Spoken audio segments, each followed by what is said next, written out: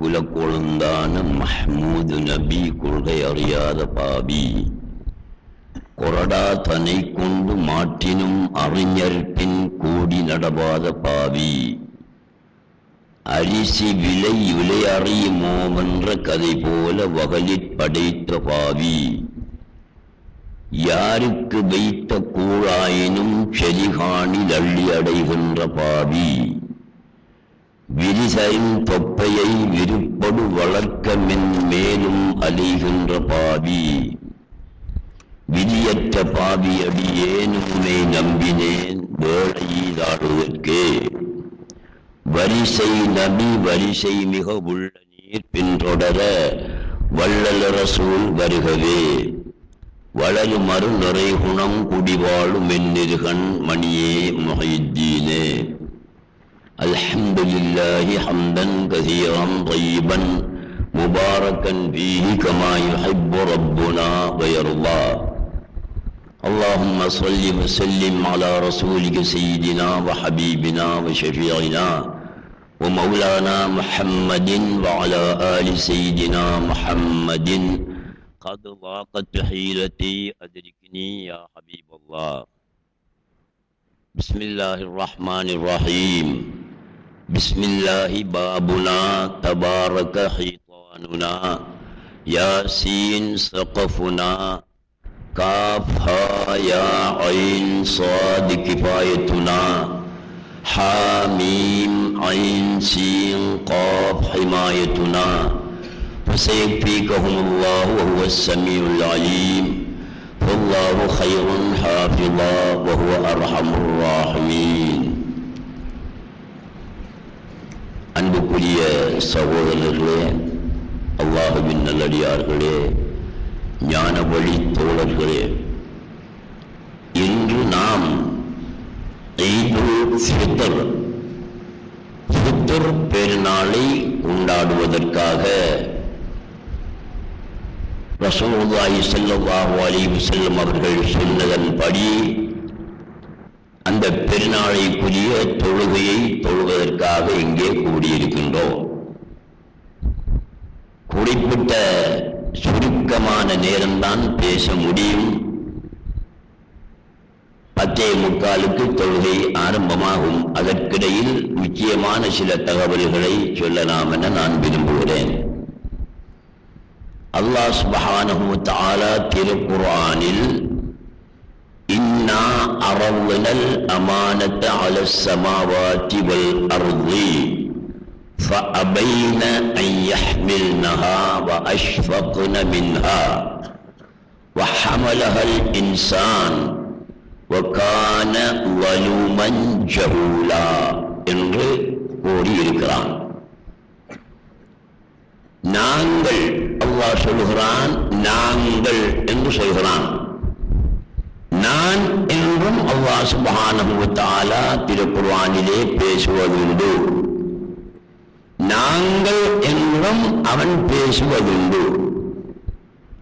இதனால் நாம் நினைத்துக் கொள்ளக்கூடாது, நாங்கள் என்று அல்லாஹ் பேசுவதனால் அவன் பலர் என்று நாங்கள் கருதிவிடக்கூடாது.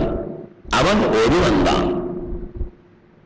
ஒருவனாக இருந்தாலும் கூட சில சந்தர்ப்பங்களை பொறுத்து நான் என்று பேசுவான், சில சந்தர்ப்பங்களை பொறுத்து நாங்கள் என்று பேசுவான். நாங்கள் என்று அவன் பேசுவது ஒரு கண்ணியத்துக்காகவும் கௌரவத்துக்காகவுமே தவிர அவன் பலர் என்ற கருத்தை நாங்கள் வழங்கிக் கொள்ளக்கூடாது. ஒருவர் பேசும்போதோ நான் என்றும் பேசுவார், நாங்கள் என்றும் பேசுவார். ஆனால் அவர் ஒருவர் தான், பேசுகிறவர் ஒருவர் தான். நாங்கள் என்ற சொல்லை அவர் பாதிப்பது, பிரயோகிப்பது கௌரவத்துக்காகவும் கண்ணியத்துக்காகவும் என்பதை நாங்கள் புரிந்து கொள்ள வேண்டும். அந்த அடிப்படையில் அல்லாஹ் சுப்ஹானஹு வ தஆலா திருக்குர்ஆனிலே சொல்கிறான், இன்னா நிச்சயமாக நாங்கள் அரவுலன் அமானத்த, அமானத்து என்ற ஒரு சாமானை எடுத்து காட்டினோம். அலஸ்ஸமாவாத்தி வல் அர்த், வானங்களுக்கும் பூமிக்கும் அந்த அமானத் என்ற சாமானை எடுத்து காட்டி நீங்கள் இதை ஏற்றுக்கொள்கிறீர்களா என்று கேட்டோம்.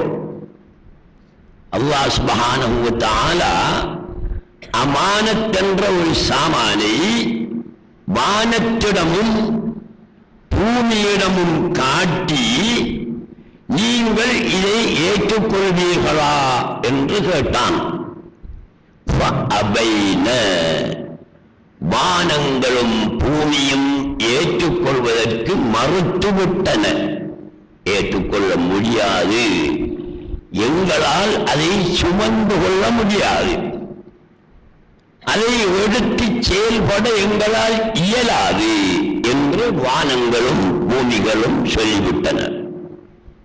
வஹமலஹல் இன்சான், ஆனால் மனிதன் அதை ஏற்றுக்கொள்வதற்கு முன் வந்து விட்டான்.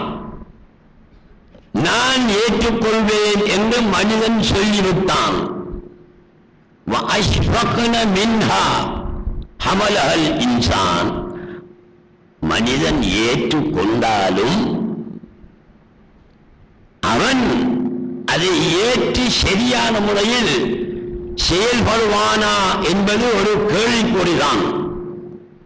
இருந்தாலும் அல்லாஹ் கேட்ட கேள்விக்கு வானமும் முடியாது என்று சொல்லிவிட்டது, பூமியும் முடியாது என்று சொல்லிவிட்டது. மனிதன் நான் செய்வேன், என்னிடம் நீ அந்த அமானத்தை தா என்று கேட்டான். அல்லாஹ் சுப்ஹானஹு வ தஆலா மனிதனுக்கு அந்த அமானத்தை கொடுத்தான். அந்த அமானத்து என்ன? அதைத்தான் நாங்கள் விளங்கிக் கொள்ள வேண்டும். அல்லாஹ் சுப்ஹானஹு வ தஆலா மனிதனுக்கு மட்டும் கொடுத்த அமானத்து என்ன? வானங்களும் பூமிகளும் எமக்கு சுமக்க முடியாது என்று பின்வாங்கிய அந்த அமானத்து என்ன என்பதை நாங்கள் தெரிந்து கொள்ள வேண்டும். அதுதான் பகுத்தறிவு, ஆறாவது அறிவு. பார்த்தறிதல், கேட்டறிதல், சுவைத்தறிதல், ஸ்பரிச அறிதல், கேட்டறிதல், சுவைத்தறிதல், பார்த்தறிதல், ஸ்பரிச அறிதல், இன்னும் ஒரு அறிவு. ஆக இந்த 5 அறிவுகளும் சகல உயிரினங்களுக்கும் உள்ளன. எலிக்கும் இருக்கு, காகத்துக்கும் இருக்கு, சிலந்தி என்று சொல்லக்கூடிய கொட்டுப்பூச்சிக்கும் இருக்கு, எறும்பு என்று சொல்லக்கூடிய பூச்சிக்கும் இருக்கு, கரப்பத்தானுக்கும் உண்டு. உயிரினங்கள் அனைத்துக்கும் அல்லாஹ் சுப்ஹானஹு வ தஆலா 5 அறிவுகளை கொடுத்திருக்கிறான். தொட்டறிதல், கேட்டறிதல், பார்த்தறிதல், நுகர்ந்தறிதல், இன்னும் ஒரு அறிவு. ஞாபகம் இருந்தால் யாருக்கும் சொல்லுங்கள். 5வது அறிவு கேட்டறிதல், பார்த்தறிதல், சுவைத்தறிதல், நுகர்ந்தறிதல், ஸ்பரிச அறிதல். 5 அறிவுகளும் மனிதனுக்கு வழங்கப்பட்டிருக்கிறது போல எல்லா உயிரினங்களுக்கும் வழங்கப்பட்டிருக்கிறது. உதாரணமாக எலியை எடுத்துக்கொள்வோம், சுண்டலியை எடுத்துக்கொள்ளுங்கள். இதற்கு பார்த்தறிதல் உண்டு, அந்த அறிவு உண்டு, பார்த்து அறியும். இது சாப்பிடுற சாமானா, சாப்பிட முடியாத சாமானா, இது மனிதனா அல்லது மனிதன் அல்லாத போறோண்டா என்று எலி கூட, கரப்பத்தான் கூட, புழு பூச்சி கூட பார்த்து ஒன்றை அறிந்து கொள்ளும். அதுதான் பார்த்தறிதல் என்று சொல்றது. இந்த அறிவு உயிரினம் அனைத்துக்கும் உண்டு, நமக்கும் உண்டு, மனிதனுக்கும் உண்டு. கேட்டறிதல், கேட்டு அறிவது, ஒரு சத்தத்தை கேட்டு அறிவது. பூனை இருக்கிறது, பூஸ் பூஸ் என்றால் எங்கிருந்து அந்த சத்தம் வருமோ அந்த இடத்துக்கு பூனை வரும். அது கேட்டு அறிகிறது. பூஸ் என்றால் தன்னை கூப்பிடுகிறார்கள், அழைக்கிறார்கள் என்று பூனை அறிகிறது. அந்த இடத்திற்கு அது வருகிறது. உஞ்சு உஞ்சு என்று நம்முடைய ஊரிலே சொல்வார்கள். எதற்கு சொல்லுவது? நாய்க்கு சொல்வார்கள். உஞ்சு உஞ்சு என்று சொன்னவுடன் அந்த நாயுடைய காதிலே அது கேட்டு எங்களை அழைக்கிறார்கள் என்று அது வருகிறது. ஆடு அதை நாங்கள் கிட்டே அழைப்பதாயிருந்தால் என்ன சொல்கிறோம்? இன்பா இன்பா என்று சொல்கிறோம். அது அந்த ஆடு இன்பா இன்பா என்ற சொல்லை கேட்டு எம்மை அழைக்கிறார்கள் என்று அது அந்த இடத்திற்கு வருகிறது. இப்படி உயிரினம் எதுவாக இருந்தாலும் அது பார்த்து அறிகிறது, கேட்டு அறிகிறது, சுவைத்து அறிகிறது. சுவை, நீங்கள் பூனையை எடுத்துக் கொள்ளுங்கள், அதற்கு விருப்பமான ஒரு சாமான வச்சாத்தான் சாப்பிடும். விருப்பமில்லாத ஒரு சாமான வச்சா சாப்பிடாது. சில நேரம் வாய வச்சு சாப்பிடும், ருசி இல்லை என்றால் விட்டுவிடும். சுவைத்தறிதல், சுவைக்கிறது. நாங்க சாப்பாட்டை சுவைக்கமே, சாப்பாட்டை கொண்டு வந்து வைக்காம நாம கொஞ்சத்தை எடுத்து வாயில வச்சு சுவைக்கம். அது பிடிச்சா ருசியா இருந்தா சாப்பிடுவோம், இல்லாமட்டா அதை விட்டு விடுவோம்.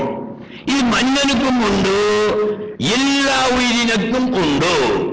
எலிக்கு நீங்க அது சாப்பிடக்கூடிய ஒன்றை வச்சாதான் சாப்பிடும், இல்லாமட்டா சாப்பிடாது. இப்படியான அறிவு உண்டு. நுகர்ந்தறிதல், நுகர்றது, நுகர்றதுன்னா மூக்கால நுகர்றது. இந்த அறிவு எல்லா உயிரினங்களுக்கும் உண்டு, மனிதனுக்கும் உண்டு, ஏனைய எலி உட்பட கருப்பத்தான் உட்பட சகல உயிரினங்களுக்கும் உண்டு. நுகர்ந்தறிதல்.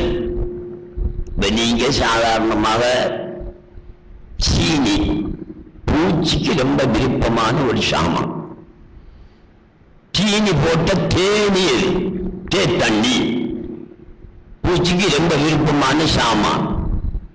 நீங்க உங்களோட ரூம நல்லா கூட்டுங்க, ஒரு பூச்சியும் இல்லாம கூட்டுங்க.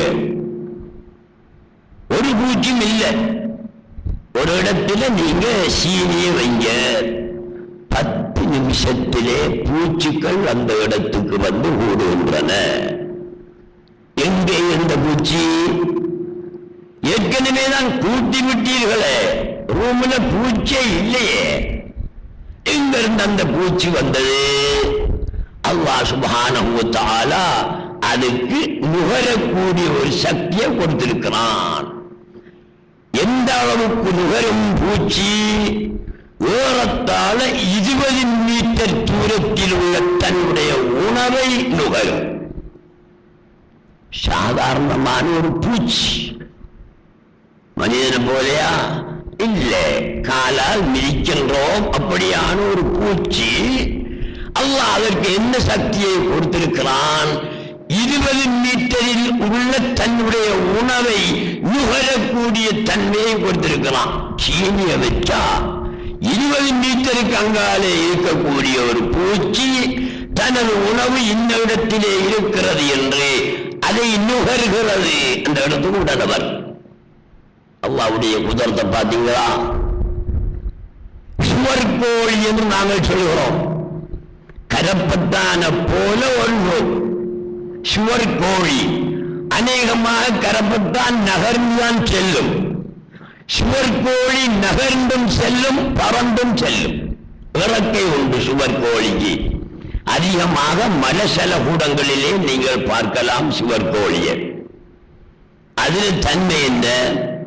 அல்லாஹ் சுப்ஹானஹு வ தஆலா எவ்வாறு அதை படிச்சு வச்சிருக்கலாம் பார்த்தீங்களா? நுகரக்கூடிய சக்தி எப்படி கொடுத்திருக்கிறான் என்று. 2 மீசை இருக்கிறது. சுவர்கோழிக்கு 2 மீசை இருக்கு, நீளமான மீசை. அந்த மீசையுடைய நுனியில் தொங்கலில் சிறிய மூக்குலிக்கு. அந்த மீசை ஒரு மயிலுடைய அளவுக்கு தான் இருக்கும், ஒரு முடியுடைய அளவுக்கு தான் இருக்கும்.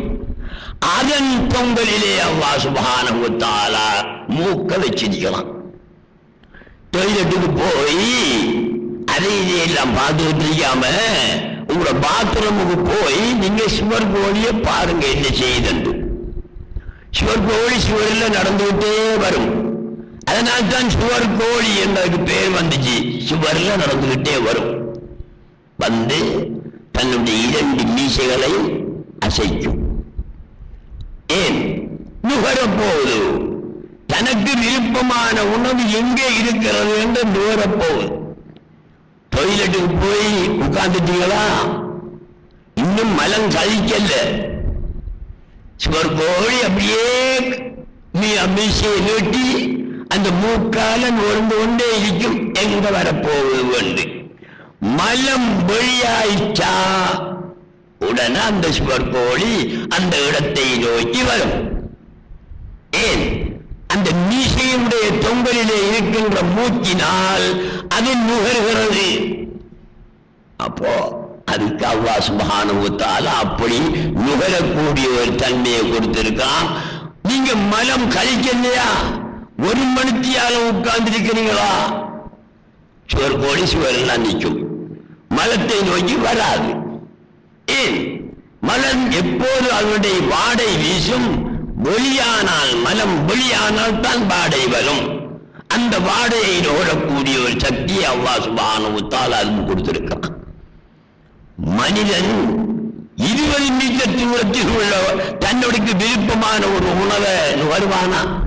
நுகர மாட்டான். உதாரணமா வச்சுக்குவோம், வட்டியில பொம்மிலி. இந்த இடத்துல வட்டியில பொம்மிலி 20 மீட்டர் தூரத்தில் நாங்கள் இருக்கிறோம். இந்த இடத்தில் வட்டிலப்பம் இருக்கின்றது என்பதை, அதனுடைய மனத்தை நுகர முடியுமா? எங்களுக்கு முடியாது. பக்கத்தில் வட்டிலப்பத்தை வச்சாலும் அதனுடைய மனத்தை எங்களால் நுகர முடியாது. பூச்சி என்று சொல்லக்கூடிய கண்ணுக்கும் தெரியாத எறும்பு அல்லாஹ் சுப்ஹானஹு வ தஆலா 20 மீட்டர் தூரத்தில் உள்ள ஒரு தனக்கு விருப்பமான ஒரு உணவை நுகரக்கூடிய ஒரு ஆற்றலை கொடுத்திருக்கிறான். அல்லாஹ் சுப்ஹானஹு வ தஆலா எப்படி படைச்சிருக்கான் பார்த்தீங்களா? பாம்பு பொதும்பிலே வாழ்கிறது. வெளியே வந்து மாலை நேரத்தில் வெளியாகிறது, காலை நேரத்தில் வெளியாகாது. அதிகமான பாம்பு மாலை நேரத்தில் தான் வெளியாகும், காலை நேரத்தில் வெளியாகாது. ஏன்? அதுக்கு தெரியும். அல்லாஹ் சுப்ஹானஹு வ தஆலா ஒரு அறிவு கொடுத்திருக்கிறான். நம்மள அடிக்கிற ஆக்கள் எல்லாம் தீவான், பகல் நேரம் தீவானுகள். நாம வெளியாக கூடாது என்ற ஒரு அறிவு அதற்கு இருக்கிறது. மகிழ்வான உடனே எல்லாரும் அடங்கிடுவானுகள், இருட்டாகவும் போய்விடும், நாம் வெளியாகுவோம் என்று அந்த பாம்பு வழியாகிறது. ஆறு சொல்லிக் கொடுத்த இந்த அறிவை? பகலில மனுஷன்கள் நடமாடுவான்கள், ஒன்னு அடிச்சு போட்டுருவான். நீ மகரிபுக்கு பிறகு இருட்டலாம் மொழியாக வேணும் என்று யாரு சொல்லி கொடுத்த? யாராவது பாம்பு சொல்லி கொடுத்தையா அல்லது வேறு யாரும் அதற்கு சொல்லிக் கொடுத்தையா? இல்ல, அல்லாஹ் சுப்ஹானஹு வ தஆலா அதனுடைய தாத்திலே அதிலே அப்படியான ஒரு அறிவை ஏற்படுத்துகிறான். அந்த அறிவு இல்மு வரூரி, இயற்கையான அறிவு என்று சொல்லப்படும். யாரு சொல்லிக் கொடுத்த? காகம். இதை எடுங்கள். சின்ன பிள்ளைகள் ஏதாவது உணவு பண்டங்களை வைத்திருந்தால் உடனே வந்து சொட்டி கொண்டு போகும். பெரியாக்கள் வைத்திருந்தால் சொட்டாது. ஏன்? சின்ன பிள்ளைக்கு அடிக்க தெரியாது, ஆகையினால் வந்து சொட்டுது. பெரியவன் அடிச்சு விடுவான் என்று பயத்தினால வராம விடு. இந்த அறிவை அந்த காகத்துக்கு சொல்லிக் கொடுத்தது யாரு? நாய். எழுங்கள். நாய் என்று நாங்க கழிச்சு பலமாறுறோம், சொல்றோம். இது இந்த பள்ளிவாசலுக்கு முன்னாலே சின்ன பொடியம்மாறு கொஞ்சம் பேர் நிற்கான். அந்த மூலையிலிருந்து ஒரு நாய் நடந்துகிட்டே வருகிறது. சின்ன பொடியம்மாறு கண்டவுடனே நாய் ஒழிச்சு சால்வை போட்டு தொப்பி போட்டு தாடி வச்சு ஒரு சாலியான மனுஷனை போல 4 பேர் நின்றா அது அதுல பாட்டுக்கு போ, ஒழிக்காது, மறுகாது. ஏன்? பொடியம்மாறு அடிப்பான். இவங்க நல்ல மனுஷர்கள், தாடி வச்சு சாலியான மனுஷர்கள், இவங்க அடிக்க மாட்டாங்க என்பது அந்த நாய்க்கு தெரியும். அந்த நாய்க்கு கற்றுக் கொடுத்தது யாருங்க? அல்லாஹ் சுப்ஹானஹு வ தஆலா அந்த நாய்க்கு தன்னுடைய தாத்திலே அப்படியான ஒரு அறிவை ஏற்படுத்துகிறான். நீங்களும் பார்த்திருப்பீர்கள், டிவி பார்க்கிறார்கள் தான், நானும் டிவி பார்க்கிறாத்தான். நான் ஒரு தரம் டிவியிலே டிஸ்கவரி சேனலிலே நான் பார்த்தேன். சுப்ஹானல்லாஹ், அல்லாஹ் சுப்ஹானஹு வ தஆலாவுடைய குதிரத்து எப்படியானது. ஒரு ஆமை வருது. ஆமை அல்லது ஆமையை போன்ற வேறொரு பிராணி வருகிறது, நகர்ந்து வந்து. ஆமையை விட பெரிய பிராணி மேல ஓடி இருக்க, ஆமைக்கு இருக்கிறது போல் ஓடி இருக்கிறது. நகர்ந்து நகர்ந்து வந்து புல்லுகள் இருக்கக்கூடிய ஒரு இடத்துக்கு வந்து சேருது. அந்த ஆமை சேர்ந்து அதுல முள் கை 2ஆலையும் புல்ல புடுங்கு மண் எடுக்குது. முதல்ல மண் எடுக்குது, 2 கையாலையும் முதல்ல மண் எடுக்குது. மண் எடுத்து தன்னுடைய முதுகுக்கு மேல, அந்த ஓட்டுக்கு மேல போடும். போட்டு அந்த கையால அடிச்சு அடிச்சு அதை சமப்படுத்துது அந்த மண்ணை. பிறகு புல்லை புடுங்குது 2 கையாலையும். புடுங்கி அந்த போட்ட மண்ணின் மீது நட்டுகிறது புல்ல. நிறைய நட்டுது, ஒரு தரம் இல்லை, பல தரம் எடுத்து எடுத்து நட்டி விட்டு எல்லா புல்லுகளோடும் அதிலும் ஒரு புல்ல போல பதுங்கி கொண்டிருக்கு. இந்த எஸ்டிஎஃப் வாராங்கல்லவா, ஆமி வாராங்கல்வா, இந்த எஸ்டிஎஃப்ல சில ஆக்களை பாருங்க, தொப்பி போட்டிருப்பாங்க. தொப்பிக்கு மேல இலகுலைகள் எல்லாம் இருக்கும், நட்டி வச்சிருப்பாங்க. ஏன்? அவர்கள் காட்டுக்குள்ளே பதுங்கி கொண்டிருப்பார்கள். எதிரி தாக்கி விடாமல் இருப்பதற்காக அந்த எஸ்டிஎஃப் காட்டுக்குள்ளே பதுங்கி கொண்டிருக்கும் போதோ, வானத்திலே ஆகாயத்திலே ஹெலியிலேயோ பிளைட்லேயோ போகக்கூடிய எதிரிகள் பார்த்தால் என்ன இருக்கும்? புல்லு இருக்கும். ஆமா, தெரியாது. அதே மாதிரி எஸ்டிஎஃப் செய்யறத நீங்க பார்த்திருப்பீங்க. எஸ்டிஎஃப்க்கு அவங்களுடைய பயிற்சி கூடத்தில் கற்றுக் கொடுத்தாங்க, அதனால் எஸ்டிஎஃப் செய்கிறான். ஆமைக்கு யாரு கற்றுக் கொடுத்தது? மனிதன் செய்யாத ஒரு வேலையை ஆமை செய்யுது. அல்லாஹ் சுப்ஹானஹு வ தஆலா ஒவ்வொரு படைப்புக்கும் தன்னை பாதுகாப்பதற்கான அமைப்பை கொடுத்திருக்கிறான். அதை இல்முல் வரூரி என்று சொல்வார்கள், இயற்கையான அறிவு. இதே போல் அல்லாஹ் சுப்ஹானஹு வ தஆலா இத்தனையோ ஒரு முறை டிஸ்கவரியிலே நான் பார்த்தேன், ஒரு குதிரை குட்டி போடுது, ஒரு சிங்கம் அந்த குட்டியை தாக்குவதற்கு ரெடியாக நிற்கின்றது, ஒளிச்சு நிற்குது. இதை இன்னொரு வரி குதிரை கண்டுவிட்டது. உடனே அந்த வரி குதிரை ஓடி வந்து இந்த குதிரை குட்டி போடும் வரை காத்து பாதுகாப்பு நிற்கின்றது. அந்த சிங்கம் பாய போகும்போது இந்த வரி குதிரை அந்த சிங்கத்தை எதிர்த்து போகிறது. சிங்கம் ஓடுகிறது. அது குட்டி போடும் வரை பாதுகாப்பு கொடுத்து கொண்டு நின்று குட்டி போட்டு அந்த குட்டி எழுந்து நிற்கக்கூடிய சக்தியை பெறும் வரை அந்த வரி குதிரை பாதுகாப்பு கொடுத்து நிற்கின்றது. அந்த வரி குதிரைக்கு யாரு கற்றுக் கொடுத்தது? ஒரு பாட்டுல சொல்றார் தானே கண்ணதாசன், காக்க கூட்டத்தை பாருங்க, அதுக்கு கற்றுக் கொடுத்தது யாருங்க கேட்கறல்லவா? காகம், ஒரு காகம் எங்காவது செத்து கிடந்ததை கண்டால் சத்தமிடும். அல்லது ஒரு காகம் மனிதனால் தாக்கப்படுகிறது என்பதை காகம் அறிந்தால் கண்டால் அது சத்தமிடும். ஏனே காகங்கள் எல்லாம் அந்த இடத்திலே கூடி விடுகிறது. கா கா என்றுதான் கத்தும். வாங்க வாங்க என்றது சொல்லாதே, கா கா என்றுதான் சத்தம். அல்லாஹ் சுப்ஹானஹு வ தஆலா எப்படி வச்சிருக்கிறான்? கா கா என்பது எங்களுக்கு ஒரே சொல்லாக ஒரே சத்தமாக இருந்தாலும் மற்ற காகங்களுக்கு விளங்கக்கூடிய மாதிரி அந்த சத்தத்தை அது நீட்டி அசைத்து சொல்லும், கத்தும். எல்லா காகமும் வரும். அல்லது ஒரு இடத்து சாப்பாடு இருக்கி என்பதை ஒரு காகம் அறிந்தால் காகம் தனியே வந்து சாப்பிடாது, மற்ற காகங்களை அழைத்துக் கொண்டுதான் சாப்பிட துவங்கும். அப்படியான ஒரு தன்மையை அல்லாஹ் சுப்ஹானஹு வ தஆலா காகத்துக்கு கொடுத்திருக்கிறான். உடனே அது கா கா என்றுதான் கத்தும். ஆபத்தை கஷ்டத்தை அறிவிப்பதற்கும் கா என்றுதான் கத்தும்.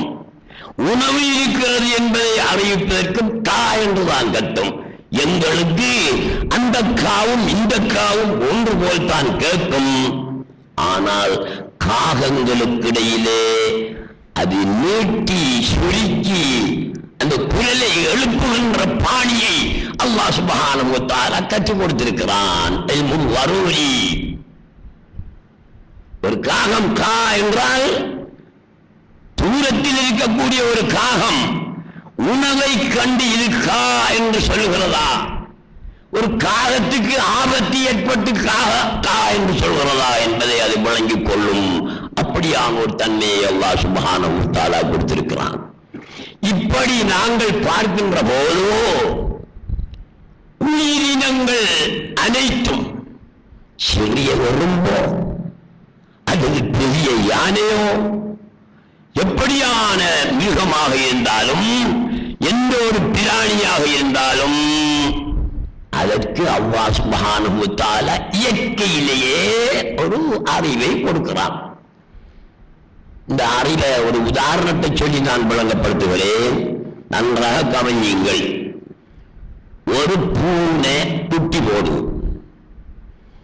அது குட்டி கண்ணை திறப்பதற்கு இடையில நாங்கள் அதை பிடிச்சி ஒரு ரூமுக்குள்ள வச்சு அடைச்சி ஒன்றையுமே பார்க்காத அளவுக்கு வச்சிருக்கோம், பக்குவமா வச்சிருக்கோம். இந்த பூனை குட்டிய நேரத்துக்கு நேரம் தண்ணிய ஒரு கதவால உள்ள அனுப்புறோம். தண்ணி கொடுக்கிற வரைக்கும் அந்த பூனை காணல. ஒரு கதவு நாள் அனுப்புகிறோம், அது குடிக்குது. எப்படி அந்த அறிவு? தண்ணீர் தாகத்துக்கு இதை குடிக்கணும் என்று அந்த பூனைக்கு யார் சொல்லி கொடுத்தது?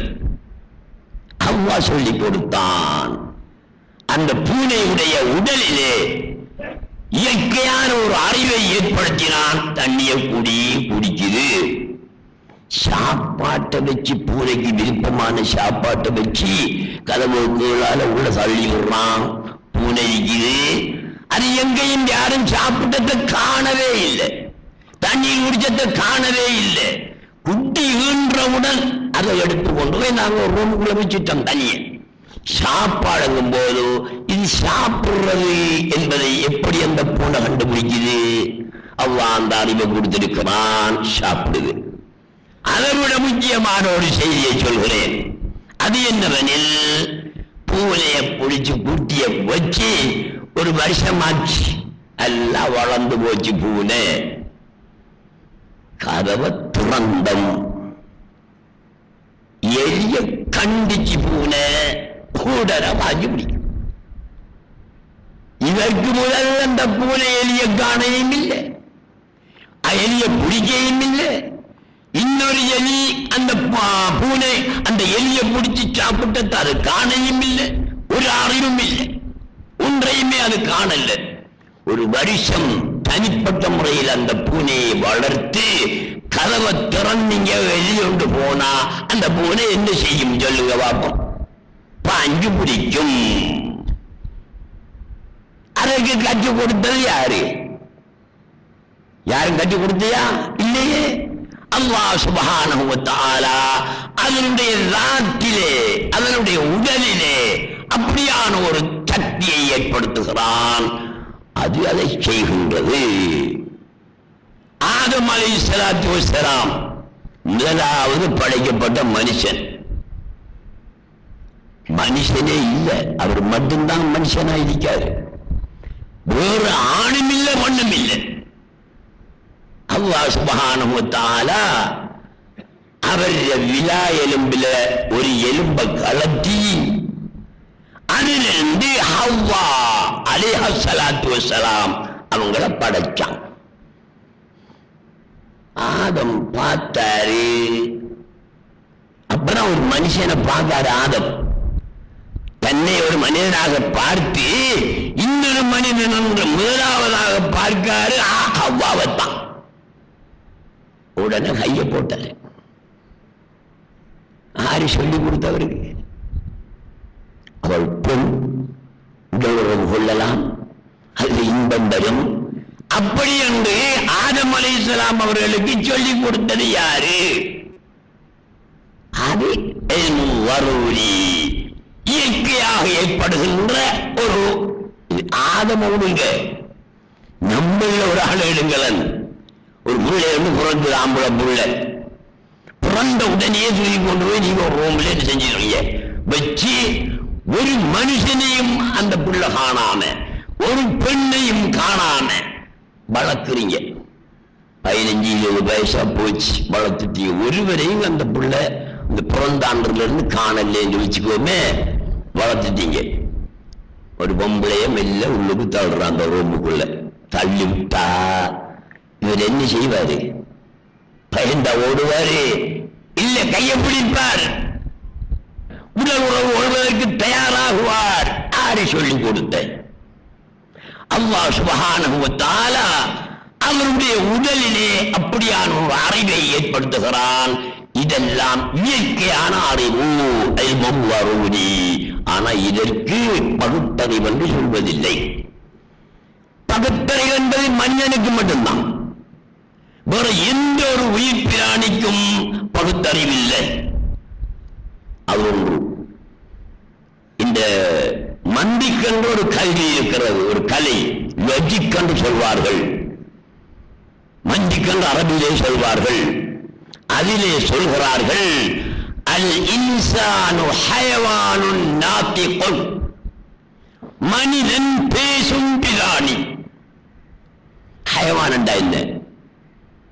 பிராணி, உயிர் உள்ளது என்று அர்த்தம். நம்ம ஊரில் ஹயவான் என்று சொல்லி என்னத்துக்கு பாவிக்கிற கெட்ட ஹயவாண்டாவன் என்று சொல்ற, கெட்ட உயிர் உள்ள வண்டாவன் ஏச்சாயிலே. நீங்கள் ஹயவான் தான், நானும் ஹயவான் தான். ஹயவான் என்ற சொல்லுக்கு அர்த்தம் என்ன? உயிர் உள்ளது என்ற அர்த்தம். ஹயவான் பிராணி, பிராணி என்றால் உயிர் உள்ளது. கல்லுக்கு பிராணி எங்கலாமா? புல்லுக்கு பிராணி எங்கலாமா? இயலாது. பூனைக்கு பிராணி எங்கலாம், நாய்க்கு பிராணி எங்கலாம், மனிதனுக்கு பிராணி எங்கலாம். ஆகையினால் பிராணி என்றால் மனிதன் பேசும் பிராணி. அல் இன்சானு ஹயவானு நாத்திகுன், மனிதன் என்பவன் பேசும் பிராணி.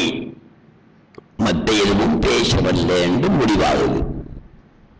காகம் பேசுறல்ல, குழி பேசுறல்ல, குரங்கு பேசுறல்ல என்று முடிவாகுது.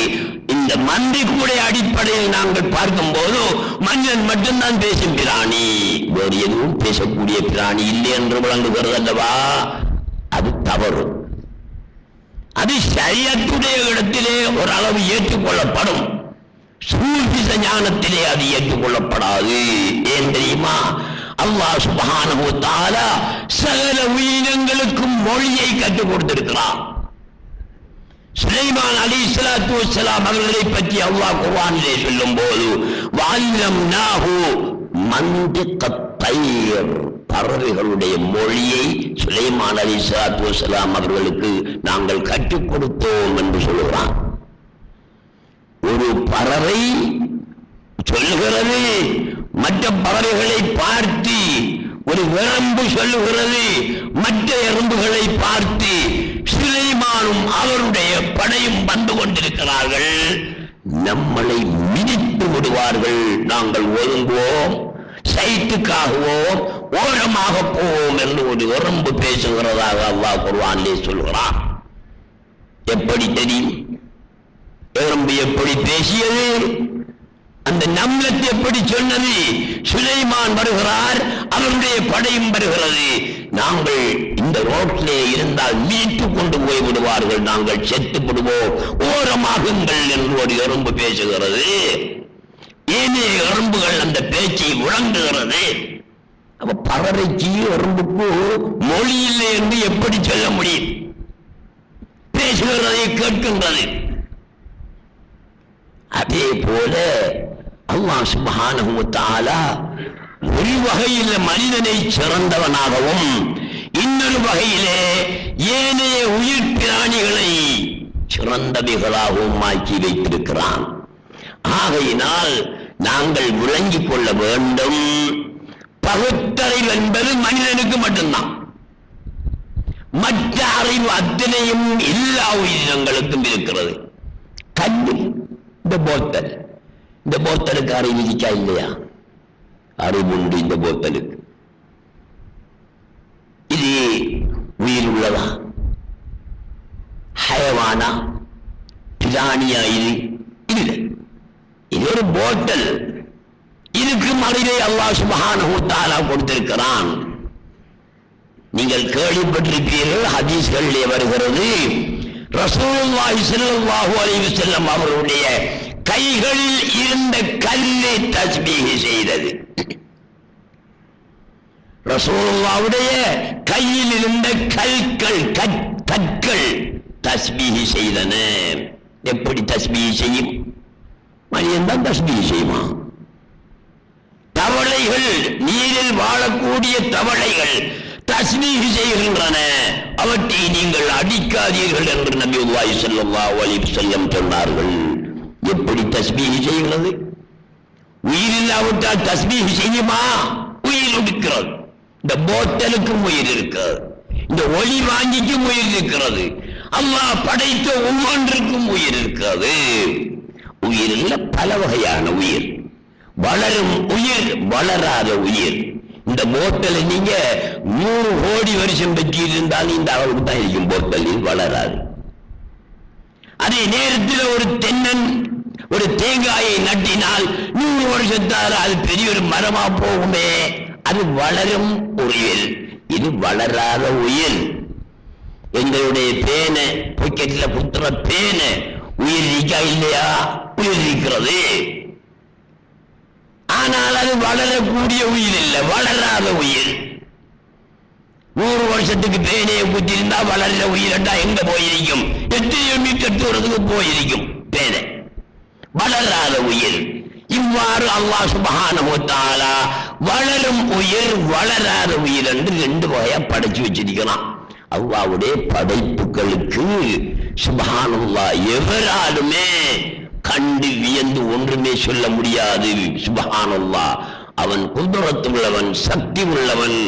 ஆனால் அனைத்து உயிரினங்களை விடவும் மனிதனை மட்டும் சிறந்தவனாக ஆக்கினதற்கு காரணம் பகுத்தறிவு இவனுக்கு மட்டும்தான் வழங்கப்பட்டிருக்கிறது.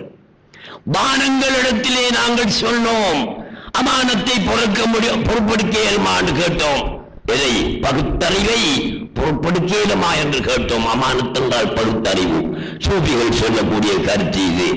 வானங்கள் அந்த பகுத்தறிவை எங்களுக்கு வேண்டாம், அதை சுமக்க முடியாது என்று வானங்கள் பின்வாங்கின.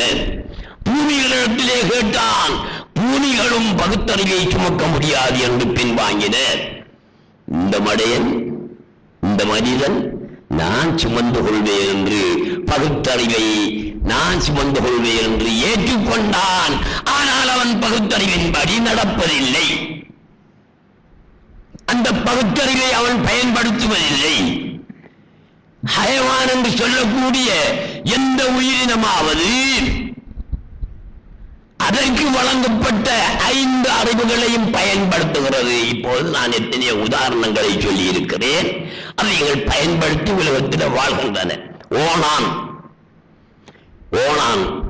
ஓணானுக்கு என்ன பே ஓணானுன்றோமே, அந்த பே ஓணான்ல 90 வகை உண்டு.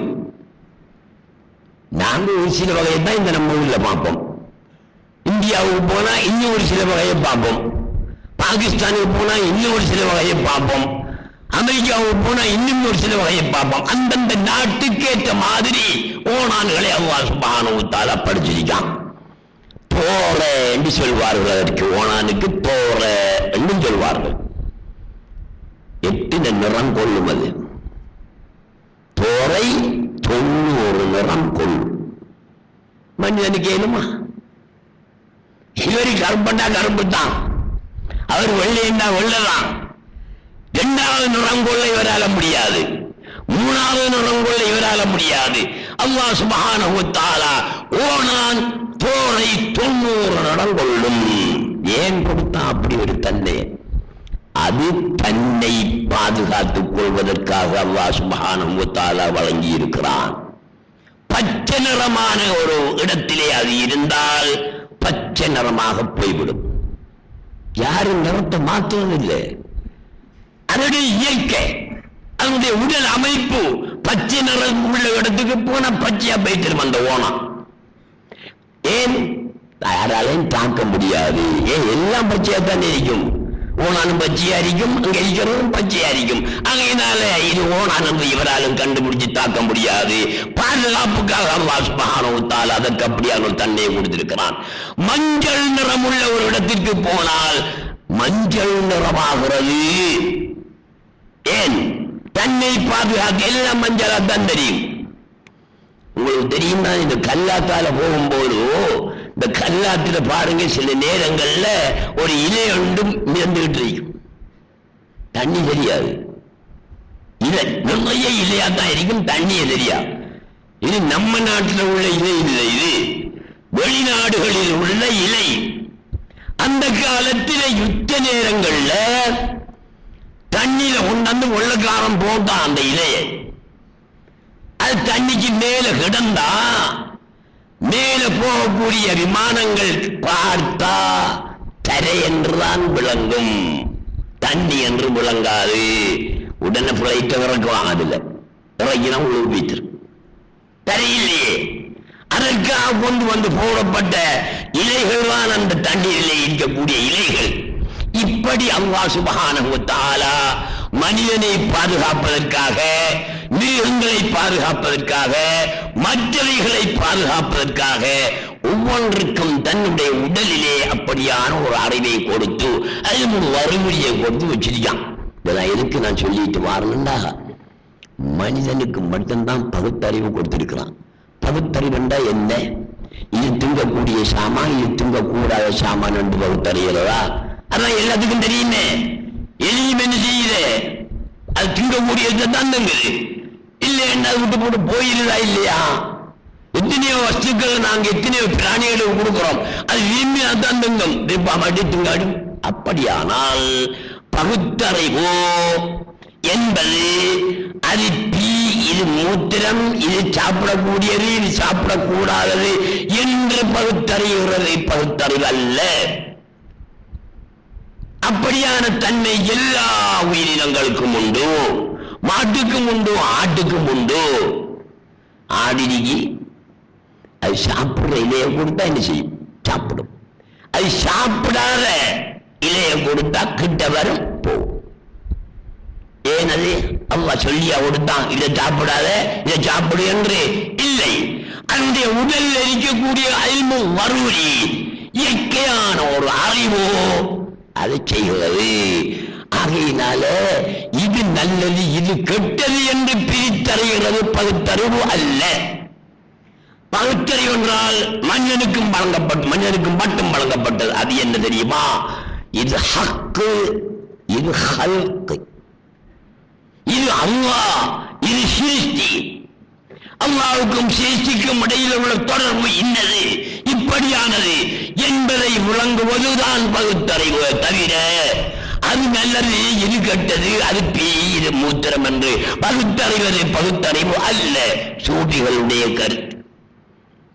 குல்லு ஷைஇன் ஃபில் வுஜூதி ஹய்யுன் தர்ராகுன் இன்த அஹ்லில் கஷ்ஃப். சூஃபிகளிடத்திலே, சூஃபிஸ ஞானிகளிடத்திலே குல்லு ஷைஇன் சகல வஸ்துவும், அது கல்கரடாக இருக்கட்டும், புல் பூண்டாயிருக்கட்டும், உயிரினமாக இருக்கட்டும், எதுவாக இருக்கட்டும், ஹய்யுன் உயிர் உள்ளது. இதுக்கும் உயிர் இருக்கு. இதை நீங்க பத்திரமா பாவிச்சீங்கன்னா கொஞ்ச நாளை பாவிக்கலாம். சும்மா கண்ட நடந்தெல்லாம் தூக்கி அடைஞ்சு போட்டு போனீங்க எந்த பாவிக்கலாம் போகுதல்லவா? என்ன காரணம்? உயிர் இருக்கிறது. உயிர் இருக்கிறதுனால அது அவ்வாறு செய்கிறது.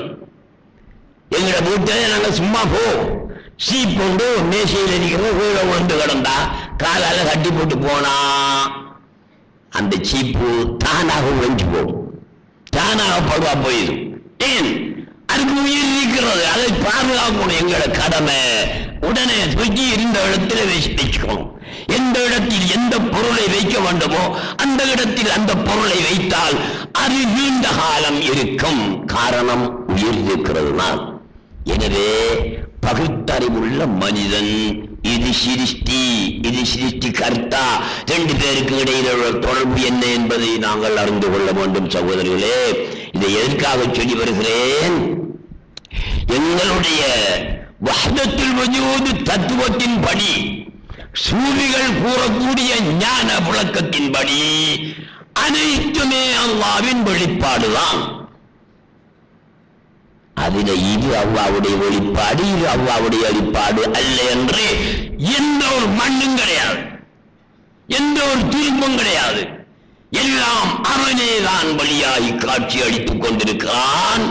இந்த மடையன் ஜஹூல் மலூம் அதை ஹக்காக பார்க்காமல் வேறாக பார்த்துக் கொண்டிருக்கிறான். அதனால் இவன் பெரிய அநியாயக்காரனாக ஆகிவிட்டான். சையதுனா அலி இப்னு அபீ தாலிப் ரலியல்லாஹு தஆலா அன்ஹு அவங்களுடைய ஒரு வரலாறு நீங்க கேள்விப்பட்டிருக்க மாட்டீர்களா? இன்றைக்கு நான் சொல்கிறேன். இந்த ஹதீஸ் பல கிதாபுகள் வருது. ஒரு கிதாப் அல்ல, பல கிதாப். அல் முஅஜமுல் கபீர் தபரானி, தபரானி அவர்கள் எழுதிய அல் முஅஜமுல் கபீர் 2ஆம் பாகம் 186ஆம் பக்கத்தில் ஹதீஸுடைய இலக்கம் 1756. அதுல என்ன சொல்கிறார்கள்?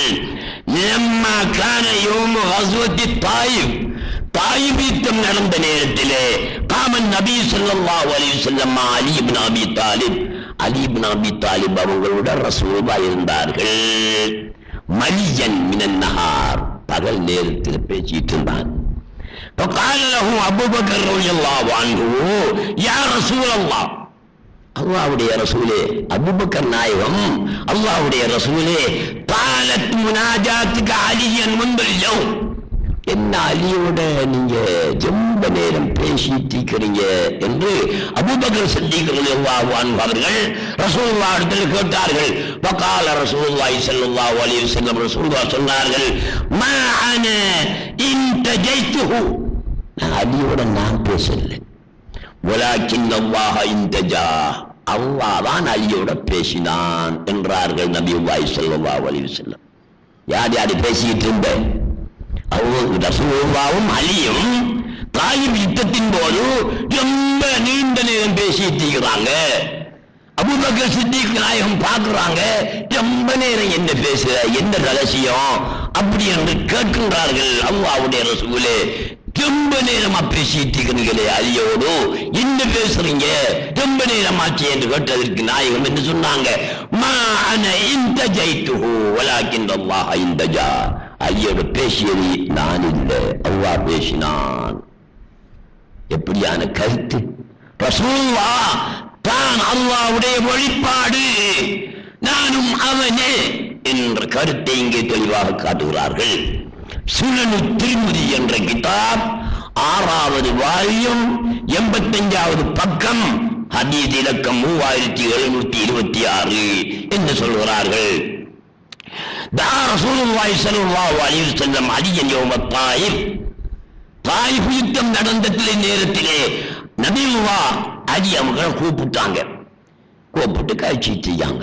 وقال الناس طال نجواه مع ابن عمي, ரசூலுல்லாஹ் தன்னுடைய சாச்சாவுடைய மகனோடு ரொம்ப நேரம் பேசிட்டு இருக்கிறாரே என்று சொன்ன பொழுது ரசூலுல்லாஹி ஸல்லல்லாஹு அலைஹி வஸல்லம் சொன்னார்கள், மன் தஜைதுஹு வலாக்கின் அல்லாஹ் இன்தஜா, நான் பேசல அலியோடு, அல்லாஹ் பேசினான். உண்மையில பேசின யாரு?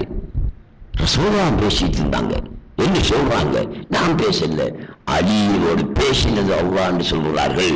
இதே ஹதீஸ் சுனன் திர்மிதியிலே வருகிறது, 5வது வால்யம் 639 பக்கம் 3726 ஹதீஸ் இலக்கம். அதே நேரத்தில் இதே ஹதீஸ் கூத்துல் முஹ்தரி ஜாமிஅ திர்மிதி என்ற கிதாபிலே வருகிறது, 2வது வால்யம் 1010வது பக்கம். அடுத்தது 3726 ஹதீஸ் இலக்கம், அதிலேயும் வருகிறது. தொகுபத்துல் அஹ்வரி என்ற கிதாப் 10வது வால்யம் 158வது பக்கத்திலே வருகிறது. நான் அலியோடு பேசினது நான் அல்ல, அல்லாஹ் தான் பேசினான் என்று. ஆகையினால் அன்புள்ள சகோதரர்களே, நேரம் நெருங்கிவிட்டது. நாங்கள் பகுத்தறிவு வழங்கப்பட்டவர்கள், மற்ற உயிர் பிராணிகள் போன்ற அல்ல. மற்ற உயிர் பிராணிகளுக்கு 5 அறிவும் இருக்கிறது, 5 வரூரி என்ற அந்த இயற்கையான அறிவும் இருக்கிறது. மனிதன் மட்டும்தான் பகுத்தறிவு வழங்கப்பட்டவன்.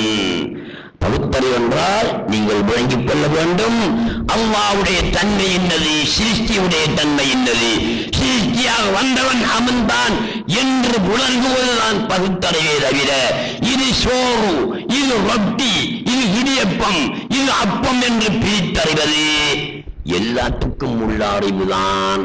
ஆனால் எல்லாமே பேசும். கை பேசுமா?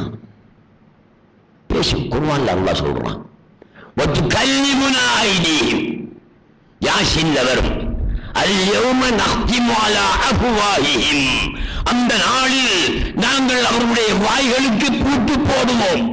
அல்லாஹ் சொல்றான், الْيَوْمَ نَخْتِمُ عَلَى أَفْوَاهِهِمْ وَتُكَلِّمُنَا أَيْدِيهِمْ, அவங்களுடைய கை பேசுமல்லா. கியாமத் நாளையில் அந்த கை பேசுமண்டா, ஏன் இந்த உலகத்தில் அந்த கை பேசாது? பேசக்கூடிய ஆக்களோட பேசும், நபிமாரோட பேசும், வலிமாரோட பேசும். அல்லாஹ் சுப்ஹானஹு வ தஆலா அப்படியே வதஷ்ஹது அர்ஜுலுஹும், கால்கள் சாட்சி சொல்லும். சாட்சி சொல்றேன்டா என்ன செய்யணும்? பேசணுமே, பேசிட்டான்னு சொல்லலாம். சாட்சி சொல்றேன்டா சும்மா சொல்லலாமா? கோர்ட்ல போய் நீதவானுக்கு முன்னால் நின்று நான் சாட்சியா வந்துட்டீங்கன்னா என்னடா சாட்சி சொல்றான்னு சொல்லும். இந்த கால் சாட்சி சொல்லுவான், கால் பேசும்.